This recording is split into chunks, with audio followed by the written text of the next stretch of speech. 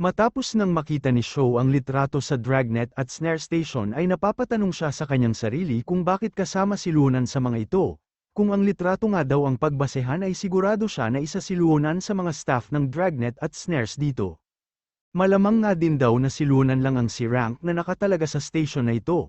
Kaya naman napapaisip siya kung bakit sinabi ni Luonan na nawawala ang si Rank mula sa station ng dragnet at snare sa Kunlun Death Valley. Bigla namang tinanong ng kanilang leader kung may problema ba sa litrato, at mabilis nga itong tinago ng ating bida sabay tinanong ito kung sa tingin ba niya ay gaano nakatagal na walang tao sa station na ito. Hindi naman daw niya masasagot ang katanungan ng ating bida, dahil ito din ang unang beses niyang makarating sa lugar na ito, at dahil sa kakulangan ng impormasyon ay mahirap magbigay ng analysis. Sinabi na nga lang ni Shu na sisiyasatin niya muna ang station at maghintay na lang sa labas ang kanilang leader, na napapatanong kung hindi ba siya nagpunta dito para sa kayamanan, dahil pwede daw makuha ni Mr. Suabe ang lahat ng kayamanan sa lugar na ito. Pero sinabi lang naman ng ating bida na hindi niya kailangang maghanap ng kayamanan sa lugar na ito, at isa pa ay sigurado siya na kapahamakan o kamatayan ang mahahanap ni Mr. Suabe at hindi kayamanan. Dahilan naman upang maisip ng kanilang leader na sa umpisa pa lang ay Death Valley na talaga ang sadya ng ating bida kaya siya nagtungo dito. Kaya napapatanong na lang din siya sa kanyang sarili kung anong mga impormasyon ang alam ng ating bida, at kung ano talaga ang nangyari dito. Hanggang sa makita naman niya ang isang reconnaissance journal, ito na nga lang daw ang natitirang mahalagang bagay sa station na ito at sa journal nga na ito ay naka-record ang lahat ng schedule at impormasyon patungkol sa mga nag-evolve na hayop. Napag-alaman nga din niya na ang huling record sa journal na ito ay ginawa 4 na buwan na ang nakakalipas, at sigurado siya na kung sino man ang may-ari ng journal na ito ay bigla na lang naglaho.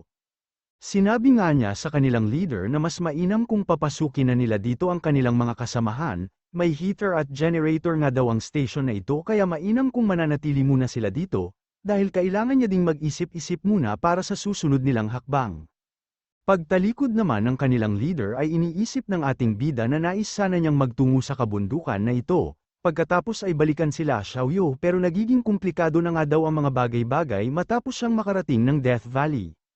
Habang nagkakape nga siya sa labas ay iniisip ng ating bida na kailangan niyang mas maging handa pa sa mga susunod at posibleng mangyari, hanggang sa nagtungo naman sa kanya ang kanilang leader at tinanong niya ito kung mayroon ba siyang satellite phone. Agad naman niyang binigayan ang satellite phone niya sa ating bida. Dahilan upang mapatanong ang kanilang mga kasamahan kung bakit binigay niya ito kay Shu at tila hindi naman daw nararapat ang ginawa niya. Sinabi nga din nila na kasama nilang tumakbo si Shu nang makakita ng giant bear kaya sigurado silang hindi siya cultivator o isang master, pero sinabi lang naman ng kanilang leader na ang misteryosong lalaki tulad ng ating bida ay mas mainam pagkatiwalaan kaysa sa kanila. Ilang sandali pa ay biglang tumunog ang cellphone ni Xiaoyu, at sinabi nga ng ating bida na kaka-rating lang niya sa station ng dragnet at snare sa pasukan ng Death Valley, kung saan ay nakakita siya ng litrato ni Luonan kasama ang iba pang researcher. Sinabi nga din niya na mayroong mali kay Luonan, pero dahil limitado pa ang impormasyon na meron siya ay hindi niya masabi kung bakit nais silang magtungo ni Luonan sa lugar na ito. Sinabi nga din ng ating bida na kailangan niya ang tulong ni Xiaoyu, na hindi naman na sinabi ang buong detalye, at sinabi na lang ni Shu na yun nga ang plano niya. Kung saan ay kailangan niyang papuntahin ng mas maaga ang iba at sumunod na lang sila Xiaoyu makalipas ang 3 araw, sabay sinabi na hindi pwedeng malaman ni Luonan ang patungkol dito. 3 araw nga nakalipas habang nag-aayos ng gamit si Luonan, ay nagtungo sa kanya si Xiaoyu at sinabi niyang nakatanggap siya ng tawag mula kay Lu Shu, kung saan ay sinabi din niya na nasa panganib ang kanilang grupo at kailangan ng tulong ng mga pangkaraniwang tao na kanyang kasama. Sinabi nga ni Xiaoyu na kailangan nilang magtungo agad sa lokasyon ng ating bida, kung saan ay na-excite si Luonan matapos marinig ito at sinabing trabaho talaga ng dragnet at snares ang pagtulong sa mga pangkaraniwang tao, kaya naman mag-impake lang daw muna siya bago sila ulamis. Sabay tanong kung may space inventory ba si Qingxi at kung pwede niyang ipadala sa kanya ang mga kagamitan niya at walang problema wika naman ni Qingxi. Samantala sa Death Valley habang nakatayon sa pintuan ang kanilang leader, ay sinabi nito na pangatlong araw na nila ngayon sa lugar na ito, at kung tama nga daw ang sinabi ni Lu Shu ay sigurado siya na anumang oras ay makakarating na ang kanyang mga kasama dito. Pero tinatanong lang naman siya ng babae kung bakit masyado ang bilib niya sa ating bida, at kung bakit ang veteran na katulad niya ay nakikinig sa utos ng isang bata, tinanong nga din niya kung nagayuma ba siya. Pero sinabi lang naman niya na habang pa nila ang kanilang pasensya, dahil pa hindi dumating ang mga kasamahan ni Shu ay siya mismo ang hahanap ng paraan upang makaalis sila dito. Sabay inisip ang sinabi ng babae at hindi nga daw siya nag-iuma, dahil ngayon ay sinusugal niya ang kanilang buhay sa ating bida at sa mga sinabi nito sa kanya. Umaasa nga siya na totoo lahat ang sinabi ni Shu at maliligtas sila. Iniisip nga din niya na ang mga pangkaraniwang cultivator ay aabuti ng 5 o 6 na araw bago makarating sa kanilang lokasyon, pero sinabi nga daw ng ating bida na 3 araw lang ay andito na ang kanyang mga kasama, dahilan upang mapatanong siya sa kanyang sarili kung mga makakapangyarihang masters ba sila. Sakto namang dumating ang ating bida at sinabi na nahanap niya sa kung saan ang mga nagyayelong pagkain na ito, at mas mainam kung ibahagi nila sa lahat, pero bigla siyang tinanong na lalaking mahaba ang buhok kung talaga bang makakarating ang mga kasamahan ng ating bida ngayong araw. Halos mamatay na nga daw sila sa inip dito, at sinabi naman ng babae na wala man lang kumpletong baraha sa lugar na ito upang magamit nila sa paglilibang, at agad nang nilabas ng ating bida ang baraha sabay tanong kung ito ba ang mga nawawala sa set ng kanilang baraha, dahil kung ito nga ay pwede naman niyang ibenta ng 100 yuan kada piraso sa kanila. Dahilan upang magalit sila at tanungin kung bakit pera pa din ang iniisip niya kahit nasa panganib na ang kanilang buhay, gayunpaman ay sinubukan pa din nilang tawaran ang tindang baraha ng ating bida. Bigla namang naalala ng kanilang leader ang kwento ni Wang Zi o Mr. Suabe na may nasaktan o nagalit sa kanya na isang kilalang tao, at ayon nga sa kwento ni Mr. Suabe ay parang may pagkakahalin tulad nga daw ang kilalang tao na nagalit kay Mr. Suabe at si Lu Shu. Ilang sandali pa nga matapos nilang mabili ang mga baraha ng ating bida ay napapaisip naman ng kanilang leader kung dadating ba talaga ang mga kasama ni Shu, hanggang sa bigla siyang nagulat nang makita niya ang silawit ng mga tao na papalapit sa kanila. Agad na niyang sinabi sa kanilang mga kasama na may patungo sa kanila, pero nang muli niyang tignan nito ay masyado ang gulat niya dahil suot nila ang uniform ng Dragnet, at ibig daw kayang sabihin nito ay miyembro din ng Dragnet at Snare si Lu Shu. Paglapit nga nila sa station ay nakatitig lang sa kanila ang mga kasama ng ating bida, hanggang sa ang balasubas na babae ay bigla silang tinanong kung sino ba sila. Iniisip nga nila kung bakit hindi nagsasalita ang mga ito, pero dahil nasa harapan daw ang batang babae ay ibig sabihin ba nito na siya ang kanilang leader. Bigla naman silang natawa habang ang babae na may pulang jacket ay nainis nang tawagin siyang manang ni Xiaoyu at tanungin kung nasaan si Lu Shu. Biglang ang sumingit ang kanilang leader at sinabi na kasalukuyang nagpapatrol si Lu Shu ngayon at malamang sa makakabalik siya pagkatapos ng 2 oras. Sabay tanong kung sila ba ang mga kasama ng ating bida, na bigla namang nakarinig ng kakaibang tunog kaya sinabi ni Qingxi na kailangan nilang mag-ingat. Dumating nga ang mga lobo at pinalibutan sila ng mga ito, kaya mabilis na tumakbo sa loob ang mga kasama ng leader at habang sinasabi na sobrang dami ng mga lobo na ito at kung kaya ba silang patayin nila Xiaoyu, dahil kung hindi ay siguradong ito na ang kanilang katapusan. Sa pag-alulong nga ng isang lobo ay agad na sumugod ang mga kasamahan nito, 48 sila wika naman ni Zuan na agad nabilang ang mga lobo na kasalukuyang papalapit sa kanila. Pero si Xiaoyu na nga daw ang bahala, ang isang malupit na titig nga mula kay Xiaoyu ay naglabas ng matinding pressure sa lahat ng lobo na patungo sa kanila, dahilan upang bigla na lang silang magbagsakan at hindi makagalaw. Matapos nang masaksihan ni Zuan ang ginawa ni Xiaoyu ay sinabi nito na, "Napakatalino mo talaga, astig ng abilidad mo bilang beast tamer," sabay sinabi na sapat na ang mga lobo para sa kanilang research na gagawin. Agad na silang inutusan ni Xiaoyu upang patayin ang mga lobo at kolektahin ang mga ito, dahilan naman upang magtaka ang mga kalalakihang ito kung bakit tila may kanya-kanyang trabaho o line of work pa sila sa pagpatay at likom ng mga lobo. Iniisip nga ng leader ng mga pangkaraniwang tao na malalakas ang mga kasamahan ni Lu Shu, bukod nga dito ay isang bata na tila 10 taong gulang na babae lang ang kanilang leader. Agad na niyang tinawag si Xiaoyu bilang Miss, at tinanong kung siya ba ang leader sa grupo nila. Pero sinabi lang naman ni Xiaoyu na si Lu Shu ang leader nila, kaya masyado ang gulat nila matapos itong marinig. Tinanong nga din ni Xiaoyu kung bakit wala pa din si Lu Shu, pero napaisip lang ang leader ng mga pangkaraniwang tao. Kung si Lu Shu nga daw ang leader nila Xiaoyu ay siguradong mas malakas pa siya sa kanila. Hanggang sa bigla namang napansin ni Xiaoyu na nakabalik na si Lu Shu, pero iba na ang kasuotan nito at naka-t-shirt na lamang, dahilan upang magtaka ang mga kasama nila at mapatanong kung kailan pa siya nagbihis, napatanong nga din sila kung immune ba siya sa malamig na temperatura. Sinabi nga ni Shu na nakakolekta siya ng mga evolved na hayop sa kabundukan, at pinagyabang din naman ni Xiaoyu ang mga napatay nilang lobo, pero bigla niyang kinagat si Shu matapos malaman na mas madami ang nakolekta nito sa kanila. Habang ang leader naman ay iniisip kung mga estudyante ba sila sa Cultivation College na ang major ay species study, mukhang mali nga daw ang bali-balita patungkol sa mga estudyante na naka-major sa species study. Ilang sandali pa ay nagsinya si Shu sa leader na lumayo muna. Nagtataka man ito sa kung ano ang nangyayari pero sinunod pa din niya ang ating bida at nagkulong sila sa loob ng station. Ilang sandali pa nga ay tinanong ni Shu si Luonan, dahil dati nga daw ay sinabi nito na nagtatrabaho siya bilang researcher sa labas ng bayan, pero paano daw niya mapapaliwanag ang patungkol sa litrato na nakita ng ating bida dito sa station? Naaalala nga din daw niya na sinabi ni Luonan na nawawala ang si Rank na nakatalaga sa station na ito sa Death Valley. Pero kung ang litrato nga ang pagbasehan niya at sa posisyon ni Luonan sa litrato, ay masasabi niya na si Luonan ang si Rank Master na nawawala dito sa Death Valley. Hindi nga nakapagsalita si Luonan matapos ang lahat ng sinabi ng ating bida, at matapos siyang palibutan ng mga ito, hanggang sa ilang sandali pa ay bigla siyang tumawa at sinabi na hindi siya ang nasa litrato. Kung siya nga daw ang nawawalang si Rank dito sa Death Valley ay sigurado namang hindi siya papayagan ni Nieting na magturo sa Cultivation College.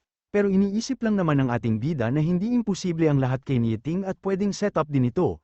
Sabay tanong kay Luonan kung paano niya mapapaliwanag ang lahat ng mga bagay na ito upang maalis sa ating bida ang kanyang pagdududa. Habang dumudukot naman sa kanyang damit si Luonan ay sinabi niya na ang nawawalang si Rank ay si Luo Bei, ang kanyang kakambal. Yun nga din daw ang dahilan kung bakit pinilit niyang magtungo ang ating bida sa lugar na ito. At sana nga daw ay matulungan siya nila Shu na hanapin ang kanyang kakambal, sabay pinakita ang litrato sa kanyang pataka.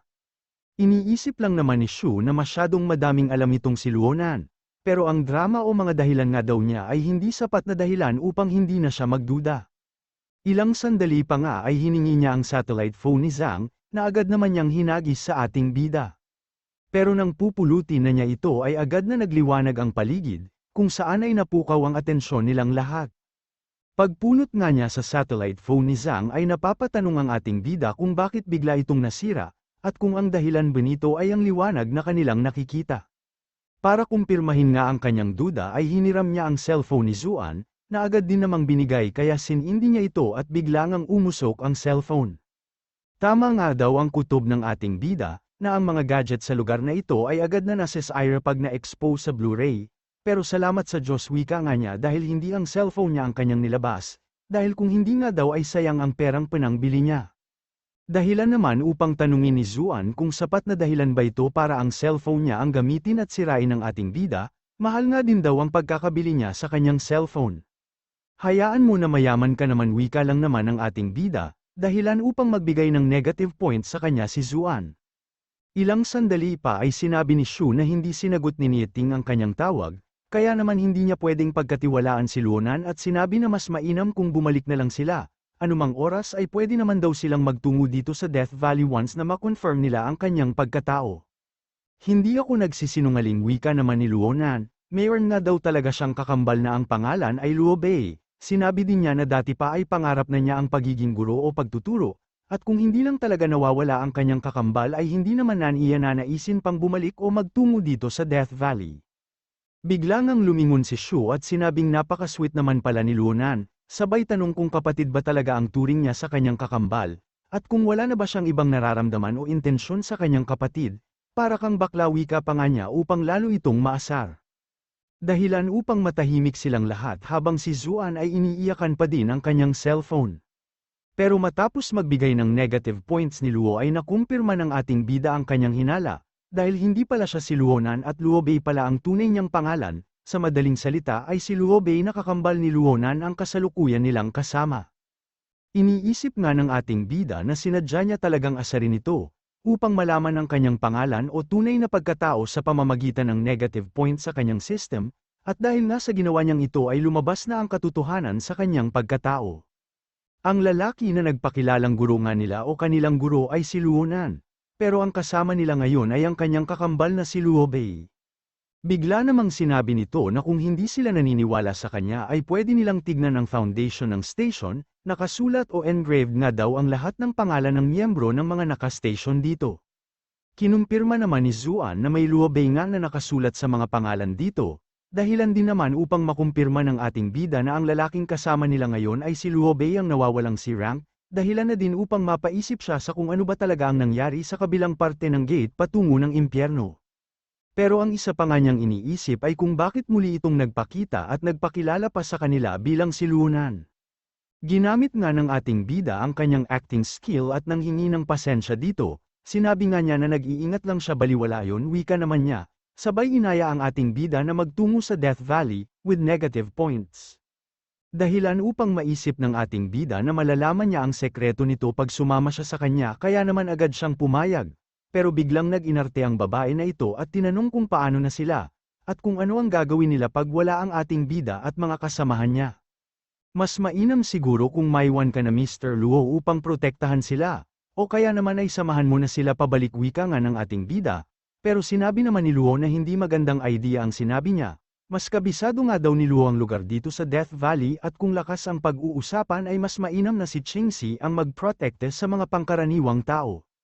Hindi nga din daw niya pwedeng samahan na bumalik ang mga ito dahil ilang araw din ang masasayang, dahil ang kulay asul na liwanag na ito ay ngayon lang din niya nakita. Ayaw niyang sayangin ang pagkakataon upang ma-explore ito, dahil hindi siya sigurado kung muli pa niya itong makikita.